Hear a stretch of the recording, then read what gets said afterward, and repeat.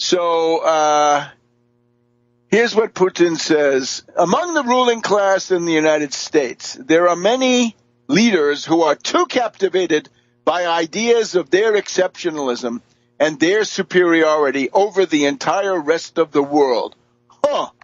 Exceptionalism, huh? Well, the biggest exceptionalism in the world is the theory of Moscow, the third Rome. Moscow, the third Rome, which he believes in. And his guru there, that patriarch, he would have been a patriarch, but now he's just a guru. The theory that Rome on the Tiber fell, Rome, the new Rome, Constantinople, fell. Two Romes have fallen. There won't be another, but the third one stands, and that is Moscow. So Moscow, according to this, is the center of an apocalyptic worldwide Roman Empire. And that's what the group around Putin seems to believe. At least, some of these oligarchs are interested in money. But this, generally, it seems to be a fairly widespread ideology, let's say, among Kremlin bigwigs. We'll be back in a minute. What we intend to do is quite simple. We want to tell to the Russians that European people want to be with Russia. They consider themselves, because our history is very clear on that point, we consider to be in the same family of people with Russians. I'm a Roman. I was born in Rome, but I know since I was a child that there are three Romes. The Rome I was born. Another Rome was Constantinople, that was lost at one stage to Islam. And the third Rome is Moscow, is Russia.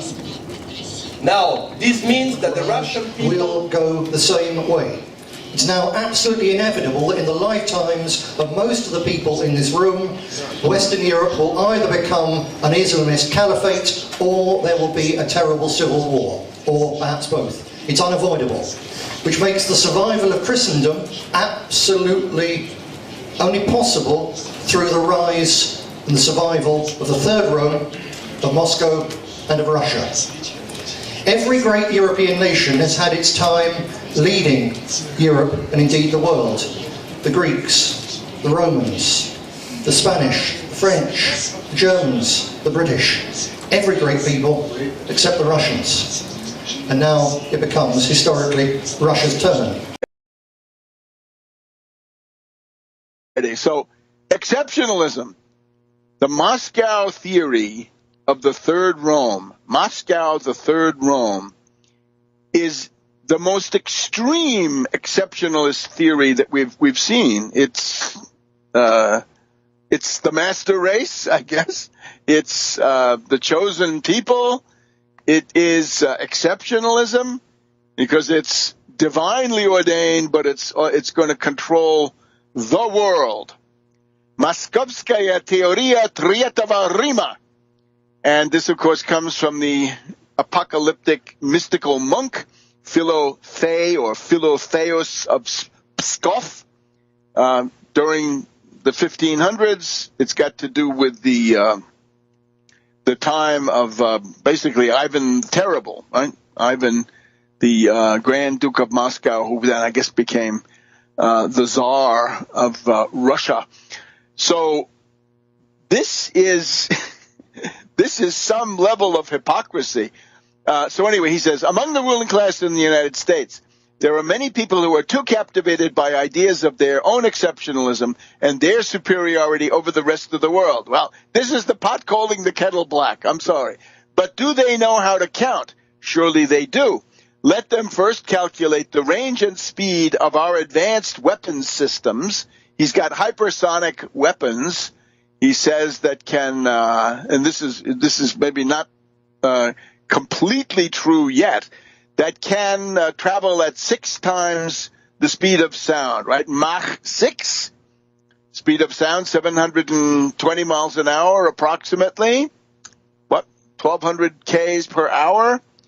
And then Let them contemplate the speed of our advanced weapon systems and then make decisions on whether to threaten our country. Well, you broke the treaty.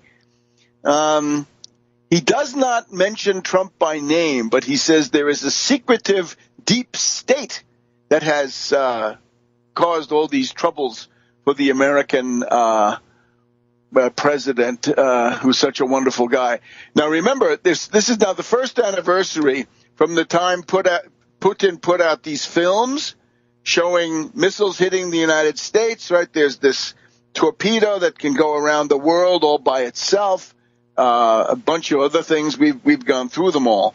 And notice there was one of them that seemed to be going down to Florida. And what did Trump do? Nary a peep. This is an example of strategic cowardice, dereliction of duty, cowardice in the face of the enemy. This is just amazing what we're stuck with, right? We do not have a president. We have he's somebody who manifests himself as a void in terms of anything positive. He has not answered these threats from Putin. The word from Trump is, threaten us all you want. We don't care. I'm Trump. I'm a coward. So go ahead and bluster all you like. There will be no response.